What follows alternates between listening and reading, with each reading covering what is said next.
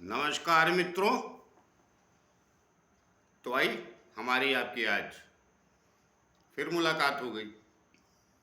और मैं हमेशा ही कहता हूँ, जब तक परमात्मा की परमेश्वर की इच्छा है, मर्जी है, हमारा आपका ये सिलसिला चलता ही रहे। तो आई आज बात करने वाला हूँ मैं ग्रहों की अवस्थाएं। ग्रहों की अवस्थाएं होती हैं जैसे मानव जीवन की 5 अवस्थाएं होती हैं: बाल, कुमार, युवा, वृद्ध, फिर मृत। ये मनुष्य की 5 अवस्थाएं हैं। उसी प्रकार ग्रहों की भी ये 5 अवस्थाएं आपकी कुंडली में पाई जाती हैं। तो मानव जीवन पे जो घटित होता तो सब ग्रहों की वजह से ही। अब किसकी कुंडली कैसी है, उस हिसाब से वो घटित होता है। तो बहुत राजयोग देखते हैं लोग, बहुत बड़ी बड़ी बातें जानना चाहते हैं। और मेरा ख्याल है 95% लोग तो अपनी कुंडली में माफ कीजिएगा, राजयोग ही देखना चाहते हैं कि मेरी कुंडली में कितने हैं, और अगर हैं तो ये कब फलित होंगे। नहीं, राजयोग हैं आपकी कुंडली में, लेकिन उस सबके राजयोग एक जैसे, कई बार एक जैसे राजयोग दिखते हैं मगर एक जैसे फलते नहीं। वो ग्रहों की अवस्थाओं की वजह से और ग्रहों के कुंडली में कैसे बैठे उनकी वजह से। शशि योग आपका दिख रहा है, मान लीजिए किसी का माल्य योग दिख रहा है, केंद्र में स्वग्रह या उच्च के ग्रह बैठे हैं, तो 5 ग्रहों से बनता है। एग्जाम्पल के तौर पे मैं बता रहा हूँ, बाकी राजयोग तो और भी बनते हैं। कहीं में केंद्र त्रिकोण राजयोग भी बन रहा है, आपका भी है, सामने वाला भी। आपका तो उतना नहीं फला, दूसरे का ज़्यादा फल गया, वो कहीं और पहुँच गए, आप कहीं और रह गए। ऐसा क्यों? ऐसा कुछ ग्रहों की अवस्थाओं की वजह से भी होता है। उनकी डिग्री जिसको कहते हैं आप, अंश, ग्रह के अंश, किस अंश पे ग्रह, उसमें भी कंफ्यूजन। मैं ये नहीं कह रहा हूँ सबको होगा, लेकिन ज़्यादातर को है। क्योंकि ज़्यादातर लोग यूट्यूब पे अपना दूसरों का वीडियो देखते हैं, हमारा भी देखते हैं, तो उसमें राजयोग के देख तो लिया कि अपना ग्रह यहाँ बैठा है तो ये तो एक बात हो गई। अब उसमें हर वीडियो में आदमी इतनी गहराई से तो नहीं बता सकता ना कि ये ग्रह किसका किस अंश में बैठा है, कौन सा अस्त है, कौन सा उदित है, कौन सा ग्रह उच्चता की तरफ जा रहा, कौन सा ग्रह नीचता की तरफ जा रहा, लेकिन रहता है सब चक्कर अलग अलग। एक बात नहीं होती किसी भी कुंडली में। इसीलिए मैंने कहा ना, हर कुंडली की अनेक विधाएं हैं। आपको अपनी कुंडली, एक जैसा ग्रह आपकी कुंडली में बैठा है, एक जैसा ग्रह दूसरी कुंडली बैठा है, लेकिन कोई ज़रूरी नहीं है कि वो ग्रह आपको उतना राजयोग दे जाए जितना आप सोच रहे हैं। दूसरे को दे सकता है। तो आइए, विषय नहीं था, लेकिन विषय है, माफ़ कीजिएगा, विषय तो है, तभी तो यहाँ तक समझा। तो आइए आगे चलें। उसके पहले जैसी प्रार्थना और करता हूँ कि भाई जिन लोगों ने हमारे चैनल सब्सक्राइब नहीं किया, कृपया कर लीजिए। उससे हमें बल और शक्ति मिलती है, जो आप लोगों के द्वारा ही आती है। तो आइए बात करते हैं ग्रहों की अवस्थाओं की। देखिए, मैंने ऊपर बोर्ड पे ग्रहों की अवस्थाएं लिखा है, और मैंने यहाँ 1 से 12 तक लिखे हैं। ये है 12 राशि, 12 घर है, 12 राशि हैं तो 12 घर भी, अर्थात 12 लग्न भी। मगर मैं आज तो कुछ और बताने वाला हूँ, इन्हें राशियाँ ही पकड़िए। कोई मेष लगन न समझे, अभी समझेंगे भी कैसे। आप 1 से शुरू करूँ तो इसे समझ जाएंगे। ये है मेष, वृषभ, मिथुन, कर्क, सिंह, कन्या, तुला, वृश्चिक, धनु, मकर, कुंभ और मीन। ये राशि। अब इन राशियों में 6 राशि पुरुष तत्व है और 6 राशि स्त्री तत्व है। तो जब इनमें ग्रह बैठेंगे तो वो किन अवस्थाओं को प्राप्त होंगे, यहाँ बदल जाएगी अवस्थाएं। कौन सा ग्रह आपका युवा है माफ कीजिएगा, कई बार गले में बेवजह खराश आ जाती। तो कौन सा ग्रह आपका युवा है और कौन सा ग्रह आपका वृद्ध है, मृत है, तो ये सबको पता है कि सबसे ज़्यादा प्रभावशाली युवा ग्रह होता है, फिर कुमार होता है, तो फिर बाल मृत सब करीब करीब। मृत ग्रह सबसे ज़्यादा कमज़ोर माना जाता है। वृद्ध भी कुछ फल देता है, बाल भी कुछ फल देता है, मृत ग्रह सबसे कमज़ोर माना जाता है, लेकिन वो कुंडली की पोजीशन के अनुसार ही होता है, लेकिन इसका भी प्रभाव पड़ता है। तो आइए पहले तो आप वो जानिए किस राशि में कौन सा ग्रह, आप अंश उसका कैसे जानेंगे। तो मेष राशि, 1 नंबर लिखा है मेष राशि, ये पुरुष तत्व है। 2 नंबर लिखा है स्त्री तत्व, 3 नंबर पुरुष तत्व, 4 नंबर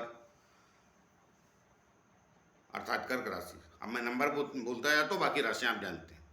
1 नंबर पुरुष तत्व, 2 नंबर स्त्री तत्व, 3 नंबर पुरुष तत्व, 4 नंबर स्त्री तत्व, 5 नंबर पुरुष तत्व, 6 नंबर स्त्री तत्व, 7 नंबर पुरुष तत्व, 8 नंबर स्त्री तत्व, 9 नंबर पुरुष तत्व, 10 नंबर स्त्री तत्व, 11 नंबर पुरुष तत्व, 12 नंबर स्त्री तत्व। अर्थात पहली राशि पुरुष तत्व, दूसरी उसके बाद सेकंड स्त्री तत्व पकड़ी जाएगी, पहली फिर दूसरी तीसरी ऐसे पकड़ लीजिए, मैंने गिना दिया।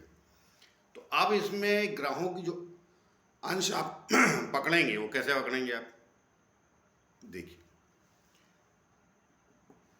जो पुरुष तत्व राशि है, जो मैंने 6 पुरुष तत्व राशियां बोली, तो उनमें जो ग्रहों की 5 अवस्थाएं होती हैं, तो 5 अवस्थाएं कैसे, हर ग्रह एक राशि में 30 अंश तक रहता है। तो 30 अंश में 5 का जब भाग दें तो एक अंश आएगा 6 अंश का। तो उस 6 अंश को इन 5 अवस्थाओं में बांटा जाएगा। जैसे पुरुष तत्व में जब आपका ग्रह बैठता है तो उसमें 1 से 6 अंश तक वो ग्रह बाल होता है, 6 से 12 अंश तक वो ग्रह कुमार होता है, 6 से 12 से 18 अंश तक ग्रह युवा होता है, 18 से 24 अंश तक ग्रह वृद्ध होता है, और 24 से 30 अंश तक ग्रह मृत अवस्था में पाया जाता है। ये 5 अवस्थाएं हैं, यही मानव जीवन की भी 5 अवस्थाएं हैं। तो उस ग्रह की अवस्था आपकी कुंडली में क्या है। अब मान लीजिए स्त्री तत्व में आपका ग्रह बैठा है, तो ये पलट जाएगी कहानी, फिर आपको आगे से नहीं पीछे से पकड़ना पड़ेगा। पुरुष तत्व में ग्रह बैठा है तो आगे से, और पुरुष तत्व माफ कीजिए स्त्री तत्व में बैठा है तो पीछे से पकड़िए आप। तो पीछे से कैसे पकड़ेंगे आप। अब जैसे मैंने शुरू में बाल से शुरू किया था, एक पुरुष तत्व में 1 से 6 बाल, 6 से 12 कुमार, 12 से 18 युवा, 18 से 24 वृद्ध, और 24 से 30 मृत। मगर जब स्त्री तत्व में ग्रह बैठ जाएंगे तो आप क्या पकड़ेंगे, 1 से 6 मृत, 6 से 12 वृद्ध, और 12 से 18 युवा, और 18 से 24 कुमार, और 24 से 30 बाल। तो ये ऐसे पकड़ा जाता है ग्रहों के अंश। जान लिए कि हमारा ग्रह इतने अंश में, लेकिन कौन सी अवस्था में है। स्त्री तत्व में है तो इस तरीके से आप पकड़ेंगे, पुरुष तत्व में है तो जैसा पहले ही अवस्था में था उस तत्व से पकड़ेंगे, उस तरीके से पकड़ेंगे। यहां भी भेद खा जाते हैं ग्रहों को समझने में लोग। आप जिसको अपना ग्रह किसी जगह कुमार मान रहे हैं, वो पता चला नहीं जिस अंश में आप समझ रहे हैं, क्योंकि वो स्त्री तत्व में बैठा। अब आप पुरुष तत्व में बैठा है तो बाद के अंशों में वो वृद्ध और मृत्यु है। जैसे 24 से 18 से 24 अंश तक वो मृत्यु है, माफ कीजिएगा वृद्ध है, फिर 24 30 अंश तक मृत्यु है, 30 उसमें पुरुष तत्व में। मगर जब वही ग्रह स्त्री तत्व में आ गया, स्त्री तत्व राशि में, तो पता चला बाल कुमार हो गया।